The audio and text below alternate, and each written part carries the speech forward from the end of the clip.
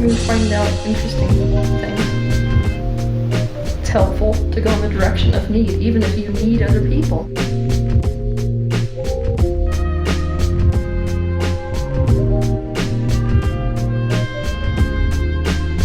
Spiritual experience is to suffer, to accept suffering.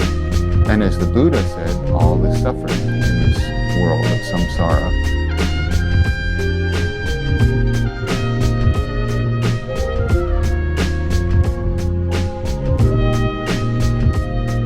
Had so much grief, from his childhood on, this incredibly difficult life he had, much of which he brought on himself, let's face it, but he had this, but having the hatred of the entire world focused on him because of the media inflaming this myth about him, he turned that into an advantage for himself on an initiatory level, and kind of, if you look into in Sufism, the way of malamat, of being deliberately disrespected, to be hated, is in a way to become spiritually redeemed. And this gets into the transgressions of the true left-hand path, not what people think the left-hand path is. The lesser jihad is the physical struggle and fight against external forces, and the greater jihad is the internal struggle and fight against your higher and lower self. Those who are able to master this eternal jihad are called by the Sufis al-Jedi, meaning master of the way of the mystic warrior. For a Sufi al-Jedi master, the sword is a mystical and symbolic tool used to maintain balance in the internal struggle. After Adam and Eve succumbed to their lower selves, by listening to the serpent in the garden and ate from the tree of knowledge, the archangel Uriel was placed at the east gate of the garden, with a flaming sword, a lightsaber, to keep away of the tree of life. This is why in Hebrew, the word Jedi is short for Judah, meaning beloved friend of God. This is also why the tomb, where he is buried, is located at a site called Jeddah in Saudi Arabia. In Arabic, Jeddah means grandmother, and Jedi means my grandfather. Adam, the Jedi, or grandfather of humanity, is given the title Sufi in the Quran, meaning the chosen one. To the idea of the holy fool, of someone who is deeply religious, but who flaunts taboos of society. And there's a long tradition of that in every genuine spiritual tradition, like St. Francis of Assisi and many others more radical than him. And in Tantric Buddhism, we have this concept as well of transgressing the rules to demonstrate a spiritual wisdom that goes beyond social convention.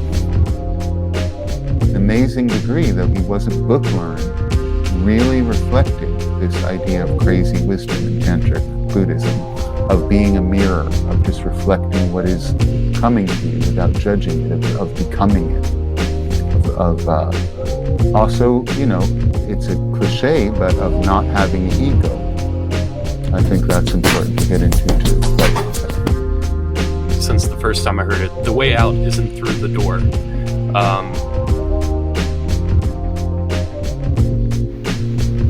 That's why it's really the answer that everyone's been looking for.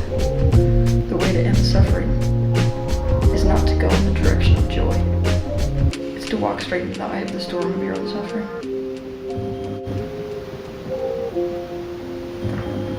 It's not a light process. Meaning sword, Sophia, meaning wisdom, and Sufi are all related.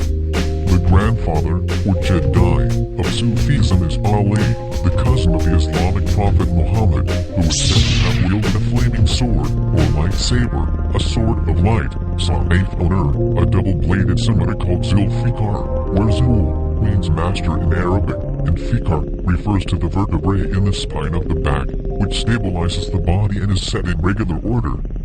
Fikar also is the Arabic name for the stars of the belt of Orion. The dual-bladed curved scimitar sword of Ali had its origins as the Kopesh scimitar swords of ancient Kemet. Other African scimitar swords are the Agrafina, wielded by the Akan of Ghana, and the Shatel, wielded by the Abyssinians. These African knights, who wielded scimitar lightsaber swords, also had in common that they dressed in the colors red and black. The colors red and black represent the two sides of the duality. In ancient Egypt, the black land, Kemet, was represented by Heru, and the red land, the desert, was represented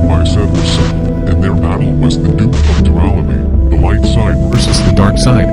When the eternal struggle of jihad manifested itself physically during the time of the Crusades, Moorish knights wielding scimitar swords and wearing red and black were trained in the way of the Mutasawa chair of Sufi brotherhood to embark upon a holy war, a battle of Kodash.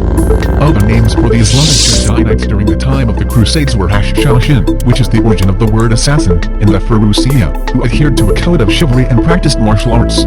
Al-Qutb al-Mutasarrif manages the force energy available in the world, and is described as the Green One, and is an al-Jedi master of the way of the mystic warrior, who wields the Sa'if on earth, the flaming lightsaber scimitar sword, as a holy